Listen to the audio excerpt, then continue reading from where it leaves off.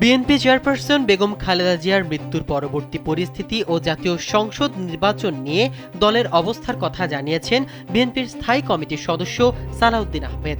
বৃহস্পতিবার গুলশানে বিএনপি চেয়ারপারসনের কার্যালয়ে সাংবাদিকদের সঙ্গে আলাপকালে তিনি বলেন, খালেদা জিয়ার জন্য যে 3টি আসনে বিকল্প প্রার্থীরা মনোনয়নপত্র জমা দিয়েছেন তারাই সংশ্লিষ্ট আসনগুলোতে বিএনপির চূড়ান্ত প্রার্থী হিসেবে প্রতিদ্বন্দ্বিতা করবেন। খালেদা জিয়ার অসুস্থতার কারণে আগেই তার আসনে বিকল্প প্রার্থী নির্ধারণ করা হয়।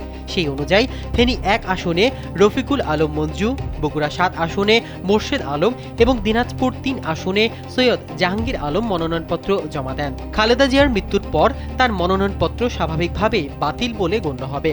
আর তার 3টি আসনে আমাদের বিকল্প প্রার্থীও রয়েছেন।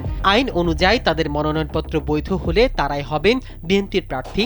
আর নির্বাচন স্থগিত বা বাতিলের সম্ভাবনা নাকচ করে সালাউদ্দিন আহমেদ বলেন, আইনে নির্বাচন পেছানোর কোনো সুযোগ নেই। মনোনয়ন বৈধতা বা প্রতীক বরাদ্দের আগেই যেহেতু তিনি আমাদের ছেড়ে চলে গেছেন, তাই কোনো আইনগত জটিলতা তৈরি হয়নি।